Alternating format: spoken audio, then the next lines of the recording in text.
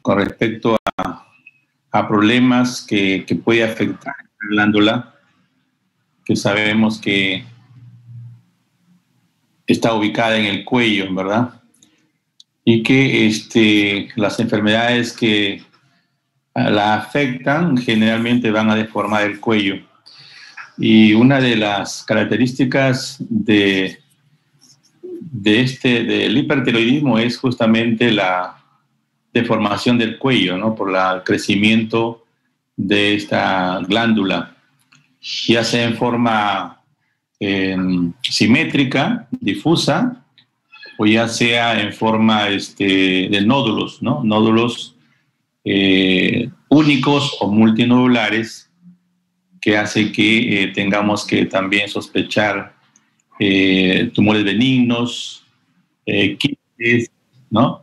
Quistes o cáncer de tiroides, que está ahora de moda en cuanto a la deformación del cuello.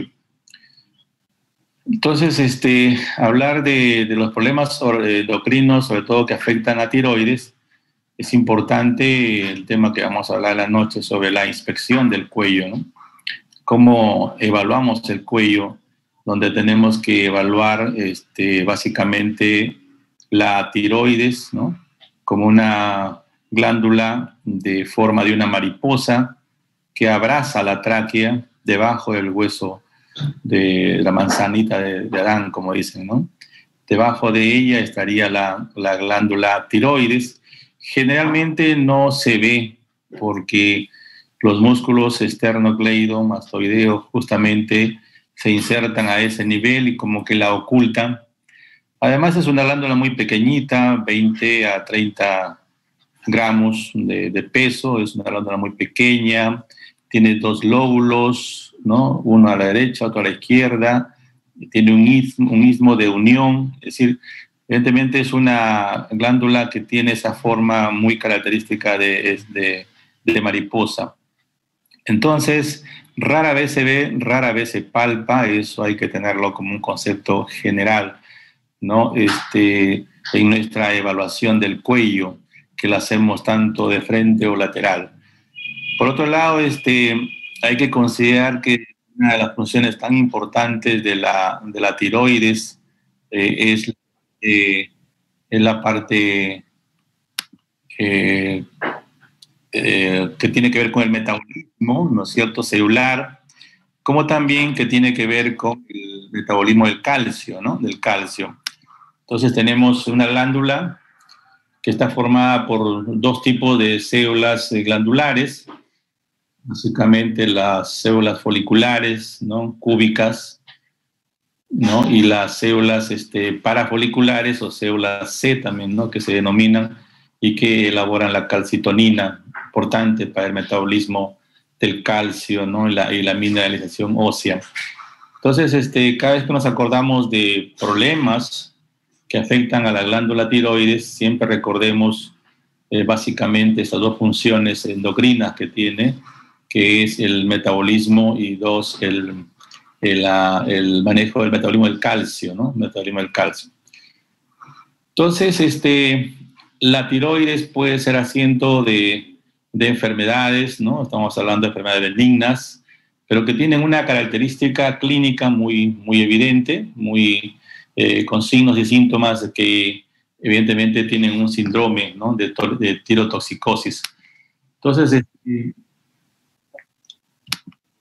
básicamente, esta enfermedad del hipertiroidismo tiene que ver con un aumento exagerado de dos hormonas muy importantes, que es la tiroxina y la triiodotironina, ¿no? O sea, son dos hormonas que, si bien es cierto, se conocen como tiroxina T4, ¿no?, y la T3, que es la triiodotironina, ¿no? Entonces, en ese sentido hay que recordarlas como la T4, T3. Sin embargo, la forma más activa que tenemos que medirla siempre es la T3, ¿no?, que es la que está en mayores concentraciones. La más activa, ¿no?, es la que también desaparece en poco tiempo, en horas nomás, después de actuar en la sangre. Entonces, consideramos la T3, T4 y también las otras hormonas que tenemos que evaluar, es la TSH, ¿no? Y la TRH. La TRH, que es una hormona que elabora el hipotálamo, ¿no? Hay que recordar el eje hipotálamo hipofisiario, tiroideo, que viene desde la zona central del cerebro, donde encontramos dos estructuras endocrinas muy importantes, el hipotálamo y la hipófisis o pituitaria, ¿no? Entonces, hay que también considerarla, ¿no? Por eso hablamos de hipertiroidismo central, cuando abarca el hipotálamo y la hipófisis, ¿no? Y de hipertiroidismo periférico, cuando abarca la glándula tiroides. Considerando que cuando hablamos de central, hablamos de hipotálamo y hablamos de pituitaria, ¿no? Entonces, básicamente, entonces la TRH, que es la hormona que libera el hipotálamo y que estimula a la pituitaria, y la pituitaria lo hace a través de la TSH a la glándula tiroides. Entonces, es importante que cada vez que veamos una enfermedad que compromete a la glándula tiroides, evaluar estas cuatro hormonas, ¿no? La T3, T4, TSH y TRH. Eso para saber si nuestro cuadro de hipertiroidismo corresponde a una enfermedad exclusivamente de la tiroides. Entonces ahí tenemos las hormonas que tenemos que evaluar, ¿no? Tanto las que secreta el hipotálamo, la TRH, ¿no? Y la hormona que libera la hipófisis, y las hormonas que libera la tiroides, que es la T3, T4.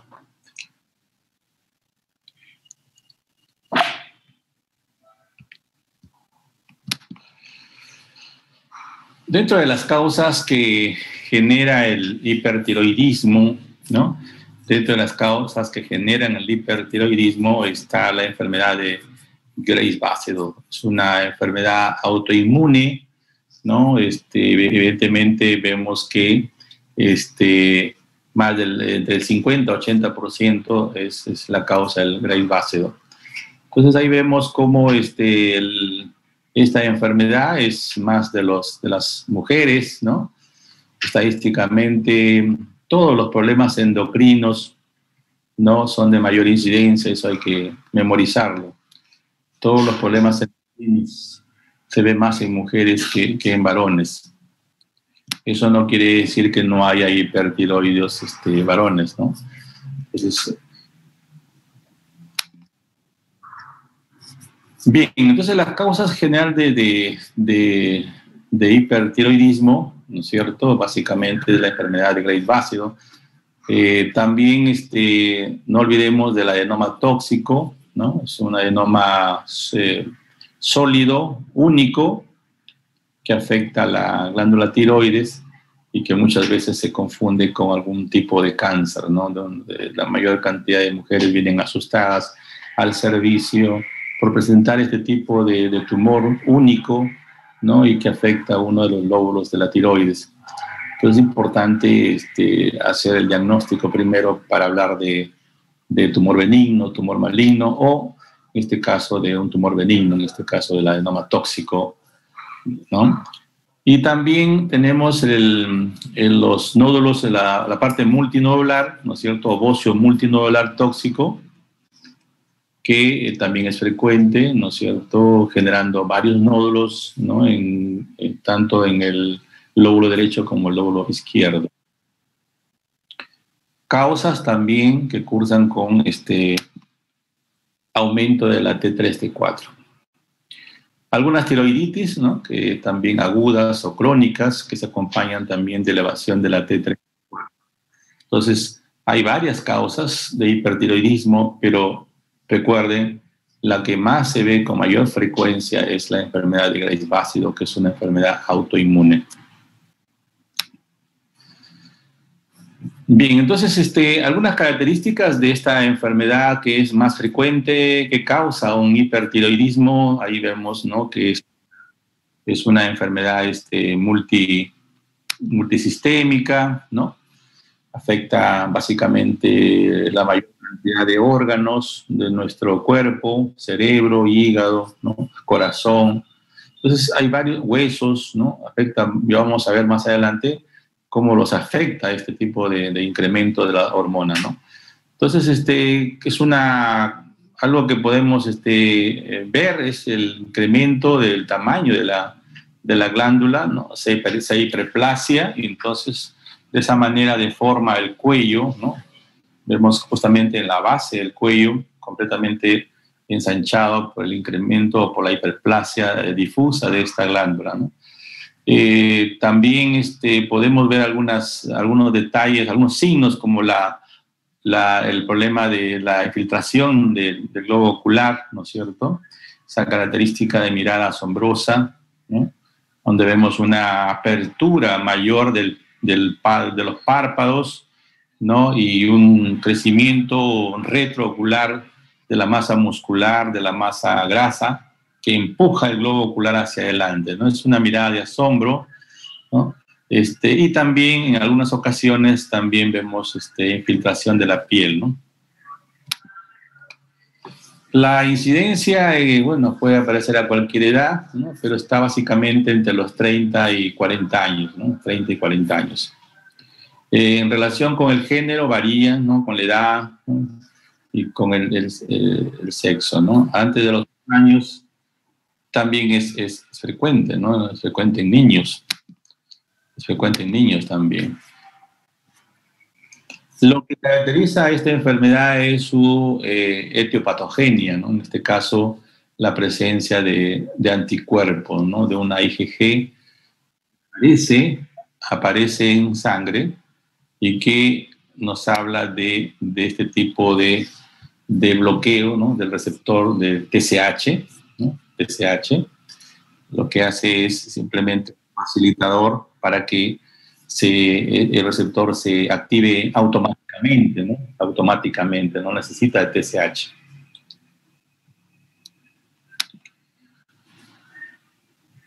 Entonces, prácticamente esta acción de esta IgG lo que hace es facilitar, pues, que la glándula se autoestimule sola, sin necesidad de TSH. Como consecuencia, entonces, de ese tipo de presencia de IgG, se genera la hiperfunción, ¿no?, un exceso de producción automática de T3, T4, ¿no? Entonces, lo que hace es que la célula se hipertrofie para poder trabajar y elaborar la cantidad de T3, T4 que aparece en esta enfermedad. Y por supuesto que no tiene nada que ver con el mecanismo de feedback, ¿no? Sabemos que las hormonas, la mayor cantidad de hormonas en nuestro cuerpo se regula por un feedback negativo, un feedback positivo. ¿Qué quiere decir eso? Feedback negativo es cuando ya la hormona ha logrado sus niveles en sangre, ¿no? A su vez controla a nivel de hipotálamo y hipófisis para que no se elabore más hormona, ¿no? Entonces, de esa manera se mantiene el pool hormonal. Niveles en sangre normales son suficientes indicadores para bloquear a nivel de hipotálamo y de hipófisis para que no se elaboren las hormonas estimulantes de la tiroides. Entonces, feedback negativo, ¿no? En algunas circunstancias se necesita un feedback positivo, ¿no? En el caso de las suprarrenales, la presencia de las catecolaminas en ciertos momentos que necesitamos, ¿no?, un permanente trabajo, mantenerse en permanente actividad, en permanente atención, en permanente vigilia, y entonces necesitamos mantener pools elevados de catecolaminas por un tiempo, a veces de 30 o 60 minutos permanentes, ¿no? Entonces, en ese caso es feedback positivo.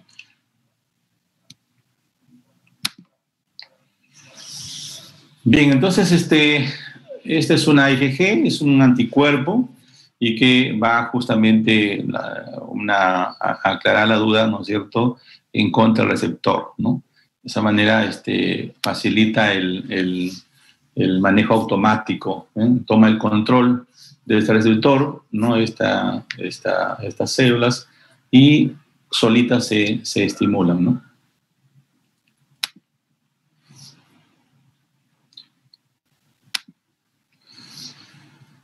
Vemos algunas fases, es una fase característica, ¿no?, del hipertiroidismo y sobre todo del Graves básido, ¿no?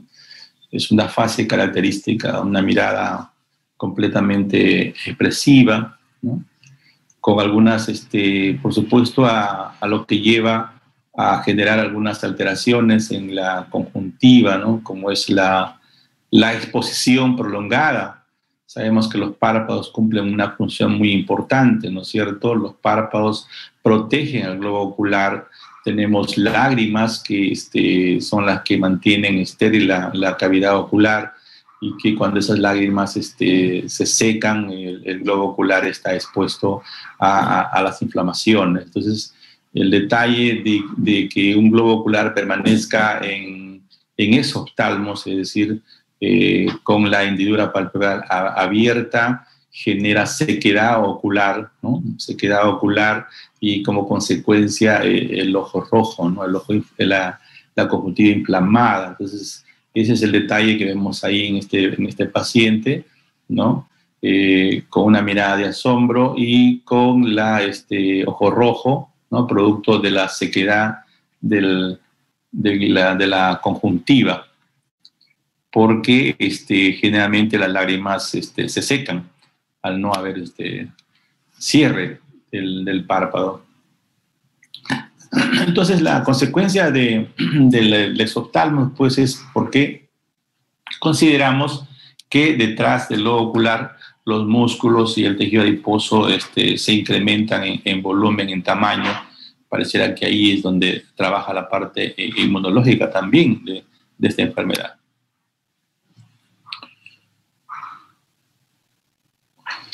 Se ha encontrado una gran infiltración de linfocitos T, ¿no es cierto?, que justamente son los que aparecen en momentos cuando hay problemas inmunológicos.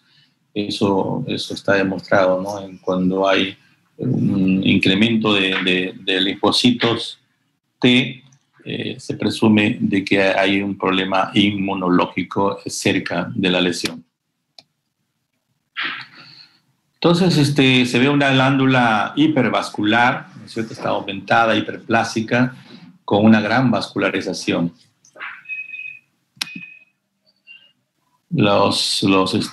Cómo están los folículos, ¿no?, con una hipertrofia, con una hiperplasia.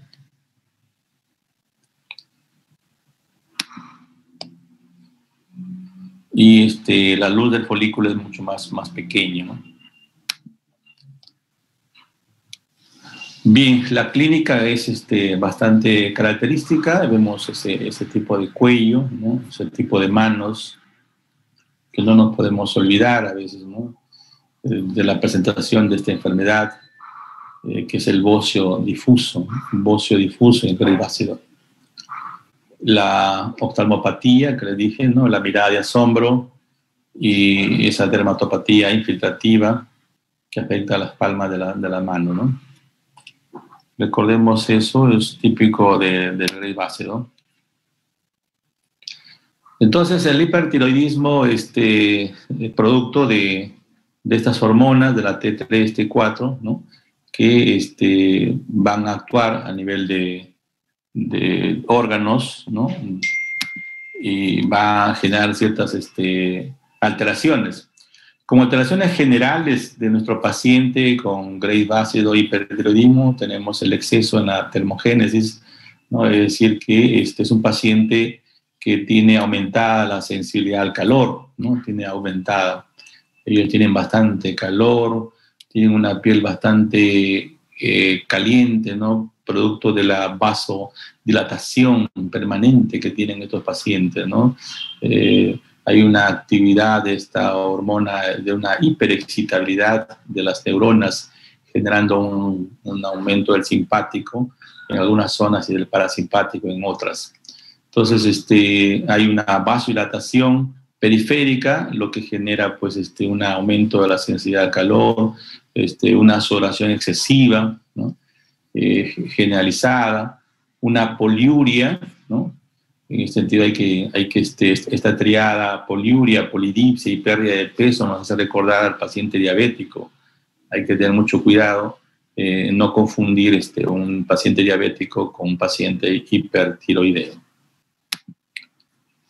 Entonces son pacientes que generalmente tienen un apetito conservado, aumentado, ¿no? La piel está siempre caliente, es una piel húmeda, puede aparecer algún tipo de prurito, la dermatopatía que hemos visto, la forma como se presenta, es un cabello fino que se quiebra con facilidad, hay unas uñas que son muy friables, se caen con facilidad, ¿no? La onicolisis o la acropaquia, que son característicos de este tipo de hipertiroidismo. Bien, eso es lo que aparece en la piel. Vamos al aparato circulatorio, ¿no es cierto? ¿Qué produce en el aparato circulatorio, no?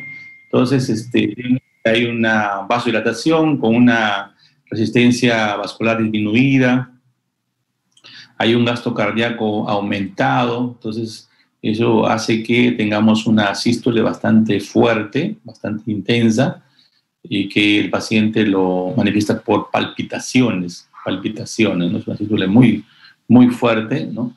Que se parece mucho al corazón deportista, ¿no? El corazón del deportista o el atlético, que es una sístole muy fuerte y palpitaciones, con una frecuencia cardíaca aumentada.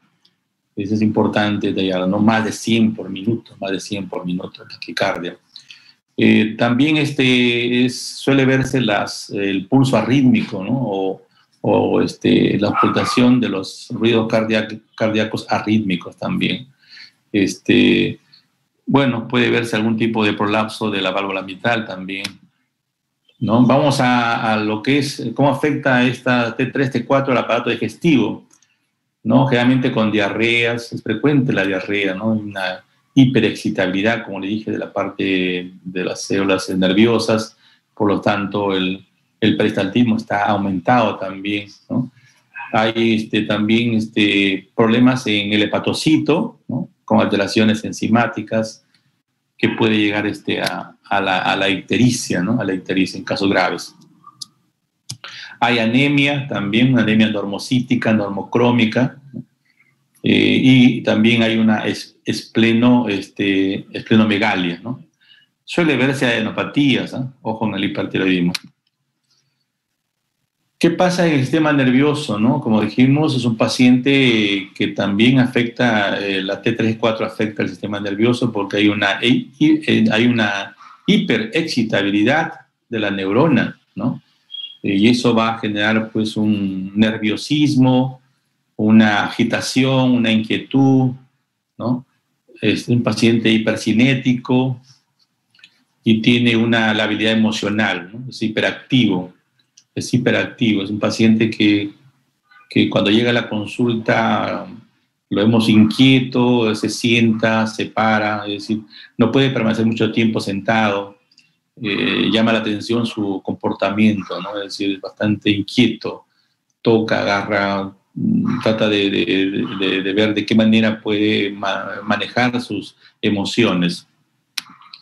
En cuanto a la parte muscular, lo que caracteriza a este paciente es su temblor, es un temblor fino, muy fino, que hay que diferenciarlo del temblor del Parkinson, ¿no es cierto?, y de otras enfermedades del sistema nervioso central, ¿no? Entonces, en ese sentido hay que considerar que este es un problema de hiperexcitabilidad neuromuscular, es un temblor fino, ¿no? Y que se puede ver, ¿no es cierto?, en los párpados. Cuando uno le dice que cierre el párpado o que no lo mantenga muy semicerrados, ¿no? Podemos ver ese temblor fino en el párpado o también en la lengua, ¿no? Más fácil es el examen de los párpados. Los reflejos están aumentados, ¿no? Hay una hiperreflexia. hay una hiperreflexia, todo por la hiperexcitabilidad de la neurona, ¿no? Y bueno,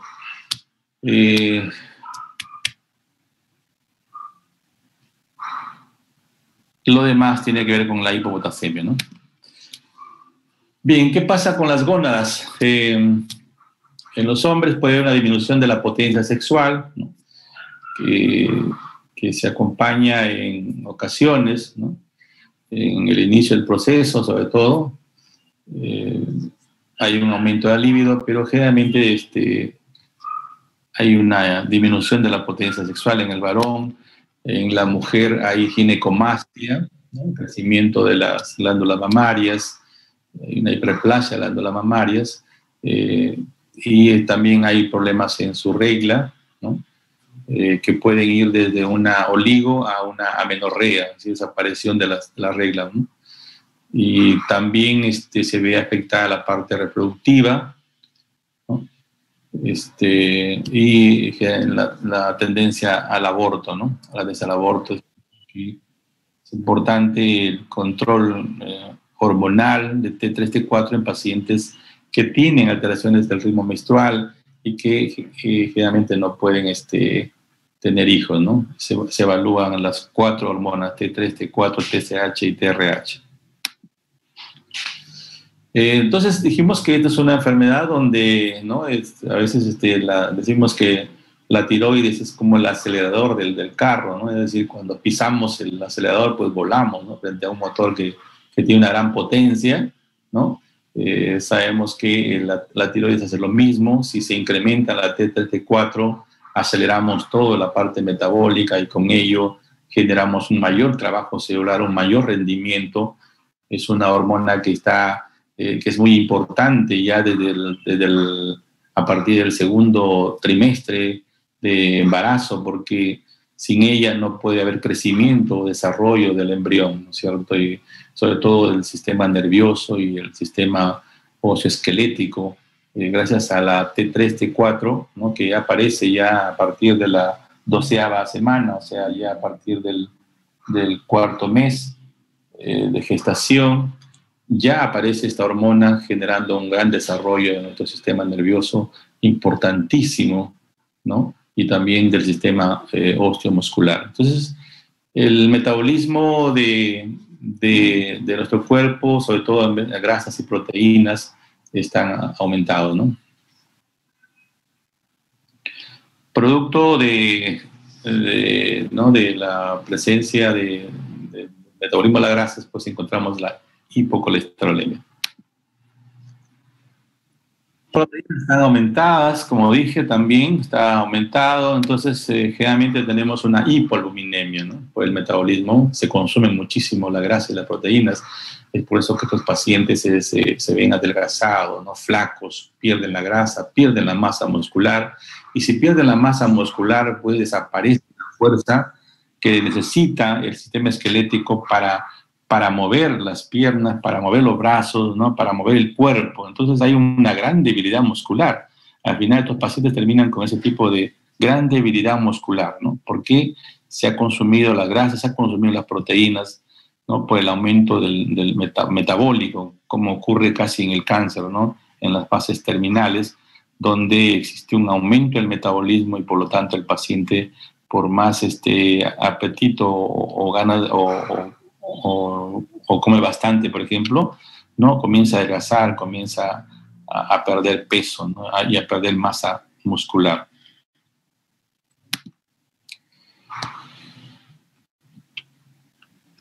Ahí vemos el bocio, ¿no? Cómo se ve un bocio, es moderado, es un crecimiento uniforme del cuello.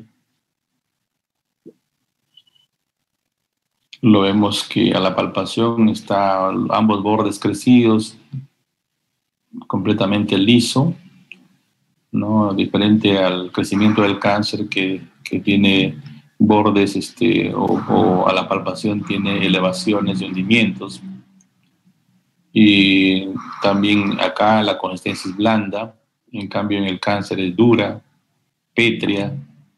Entonces hay unas características de crecimiento de la glándula que es diferente. Y por supuesto todo un síndrome que ya hemos visto en este momento de tirotoxicosis, que no tiene el cáncer.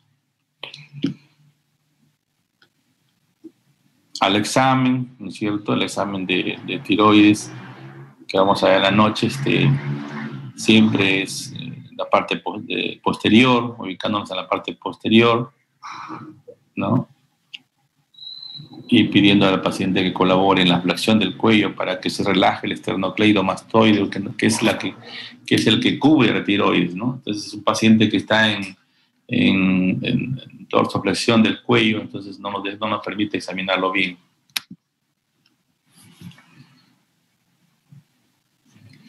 Es un bocio visible en el caso del bácido y palpable.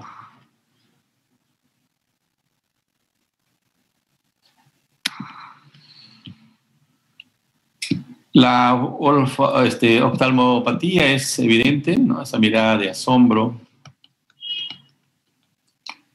No hay que confundir, a veces hay personas que tienen ese tipo de mirada, ¿no? O sea, no siempre esas miradas de asombro son por grade básido, ¿no?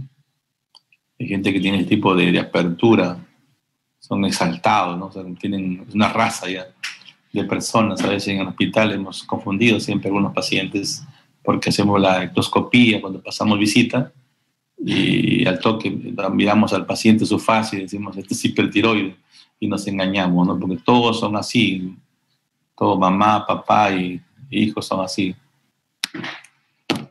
Es la clasificación americana, ¿no? de este tipo de grade básido.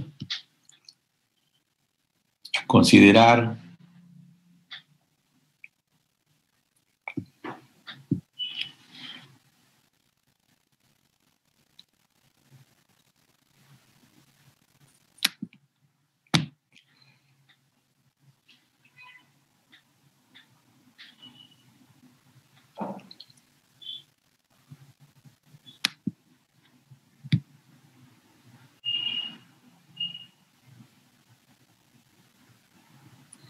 el signo de Gray, signo donde se ve que la mirada es totalmente desigual, ¿no? Completamente un ojo de frente y otro mirando hacia abajo o hacia afuera. Otro caso de una oftalmopatía, prácticamente una gran afectación de la conjuntiva.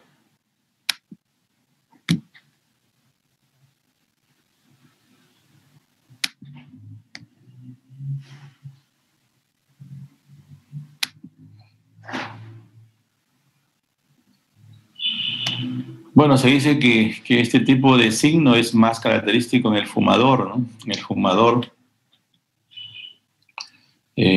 varones en edades avanzadas y pacientes con diabetes mellitus. Sabemos que esta enfermedad de grade básico es más frecuente en pacientes diabéticos o en pacientes con vitiligo. Entonces, como que hay factores que se suman para tener ese tipo de oftalmopatía. Se ve más en fumadores.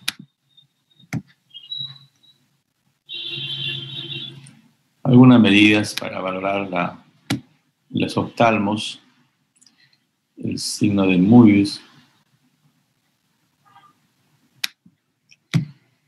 Y la dermatopatía, que también es frecuente en 1 o 2% de pacientes y siempre se acompaña del problema ocular.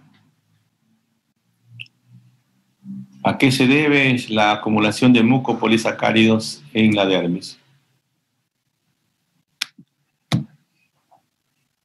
Es una piel indurada, ¿no?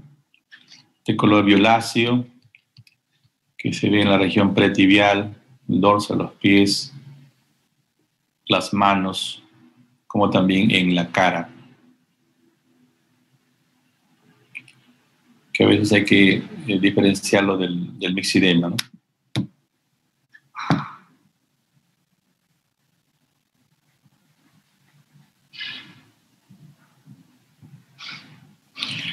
Hay que tener cuidado a veces, los pacientes hipertiroides vienen con manifestaciones generales nada más, no vienen con bocio, ¿no? Entonces, ni tampoco con manifestaciones oculares. A veces vienen con problemas de alteraciones menstruales, ¿no? Vienen con problemas de baja de peso, vienen con problemas de temblor, ¿no? Entonces hay que tener en cuenta que no siempre vienen cuadros completos, ¿no? Porque la triada ya es evidente, pero los pacientes a veces no debutan en forma así, ¿no? Sino vienen con manifestaciones generales.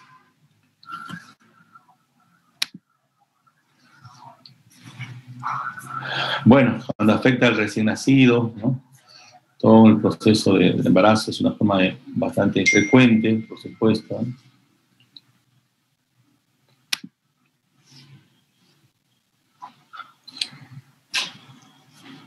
Es un niño prematuro, con una hipotrofia,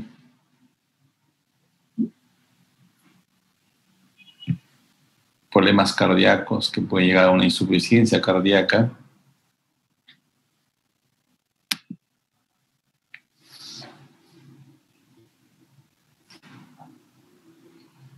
Niños, adolescentes, ¿no? Hay un crecimiento con adelanto en la edad ósea y una maduración puberal bastante retrasada.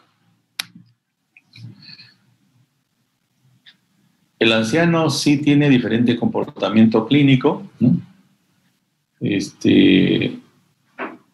Se lo ve más depresivo al anciano, ¿no? El paciente con esta edad casi no tiene mucha manifestación clínica, ¿no? Llama la atención su adelgazamiento, sus problemas cardiovasculares, ¿no? Y su comportamiento sobre el sistema nervioso central, donde básicamente se lo ve deprimido. La embarazada, bueno, la causa más frecuente del periodismo también se ve, la Graves-Bácedo, causa crecimiento del cuello, bocio, y una dificultad para aumentar de peso, conserva bien el apetito y taquicardia. También se ve en la gestante Graves-Bácedo.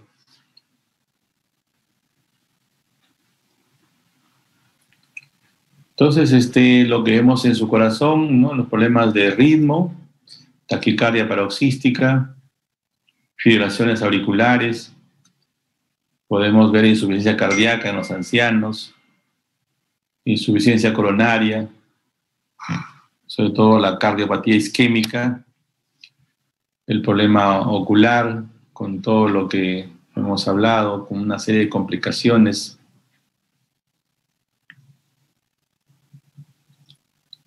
Que puede llegar a la úlcera corneal, a la perforación de la córnea, ¿no? Por el ojo seco.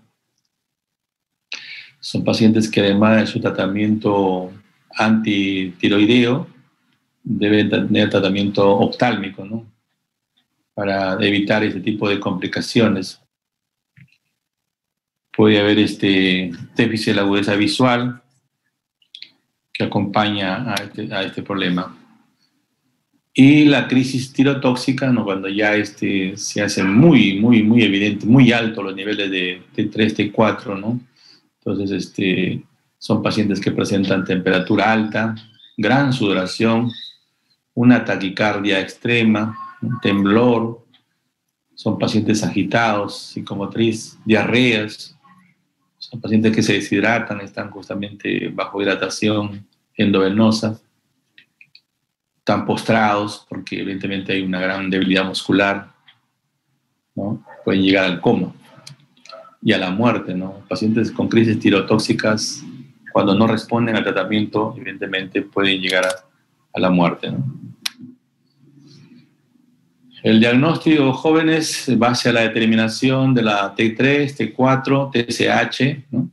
Entonces es importante en el Graves-Bácedo encontrar siempre la TSH que está inhibida, ¿no? Es decir, T3, T4 aumentadas y TSH inhibida. Hay hipocolesterolemia, hay aumento moderado de la eritrosedimentación, leucopenia, anemia e hipercalcemia. El diagnóstico se hace determinando el anticuerpo, la IgG. Tratamiento, se usa las tionamidas, ¿no? La tiroidectomía se llega a veces a hacer, sobre todo en los pacientes que tienen bocio nodular o multinodular, la tiroidectomía, y el yodo radiactivo, que es el que va a destruir las células que están generando este tipo de problema, ¿no? Entonces el que se usa muchísimo es el metimazol. Hay que tener en cuenta su uso de este medicamento porque su uso excesivo también podría llevar a una tirotoxicosis, a una crisis de tirotoxicosis.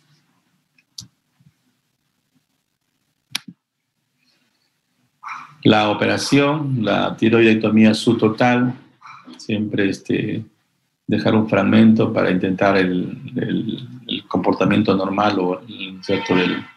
Lo que necesitamos nosotros suficiente para vivir, ¿no? Dejar una parte.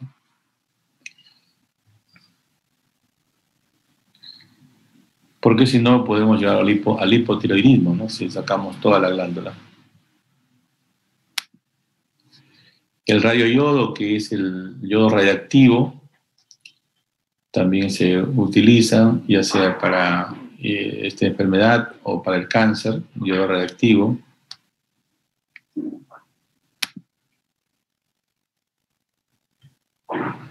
Bien, entonces el tratamiento médico va a depender un poco del cuadro, si hay bocio o no hay bocio, si el bocio es pequeño, ¿no? El tratamiento quirúrgico va a depender también del bocio, si es grande y si ya no responde al tratamiento médico.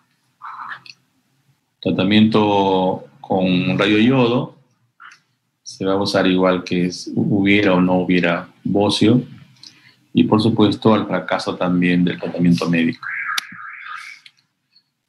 Ahí tenemos otra de las causas de hipertiroidismo, en este caso el adenoma tóxico, que antes también se decía enfermedad o síndrome de Plummer-Vinson, donde básicamente es un nódulo, no se sabe la causa en sí, de este crecimiento, de este adenoma, y que genera pues una hipersecreción de T3, T4.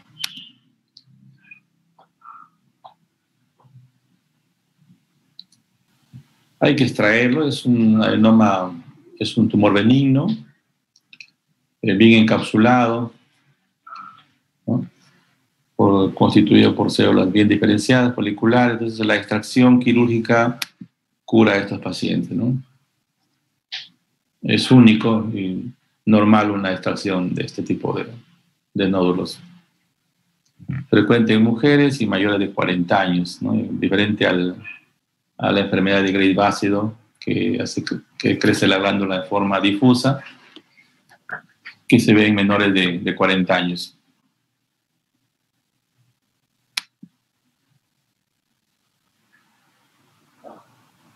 Acá hay una vinculación de una alteración genética que podría estar vinculado con el receptor de TSH, generando pues una hipersecreción hormonal.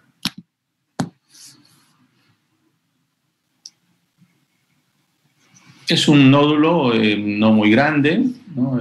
Muy parecido al cáncer de tiroides, sin dolor, igual que el cáncer, de consistencia firme. Lo característico de este tipo de lesión es la T3, T4 aumentada, ¿no? Que no se ve en el paciente con cáncer de tiroides. No hay problema ocular y básicamente sí se predominan síntomas cardiovasculares, cardiocirculatorios, incluso con taquicardia y fibrilación auricular.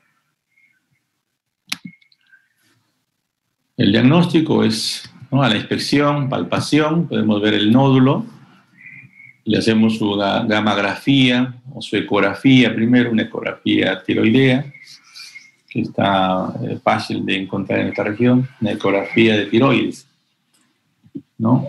Y bueno, en algunos lugares tenemos gamografía, y dosamos las hormonas que siempre pedimos, TRH, TSH, T3, T4. Generalmente la TSH en este caso está inhibida, T3, T4 aumentadas. El tratamiento, perdón, es la operación, la extracción es más fácil que el láser. Y la multinodular, ¿no?, que también se ve con frecuencia, también es de las mujeres, ¿no? Y se ve en edades mayores, ¿no? Mayores de 50. Son nódulos activos, calientes.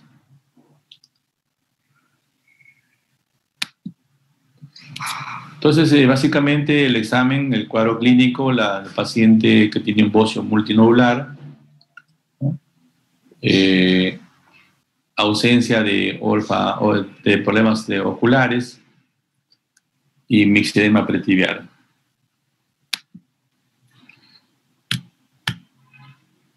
El diagnóstico es sencillo también por la inspección, palpación del cuello, ecografía tiroidea, gamografía tiroidea, TSH inhibida, T3 y T4 aumentadas. Tratamiento también es quirúrgico. En estas, tanto la adenoma como la enfermedad multinodular es quirúrgico. Bien, chicos, ¿alguna pregunta sobre el tema? Jóvenes, ¿están despiertos?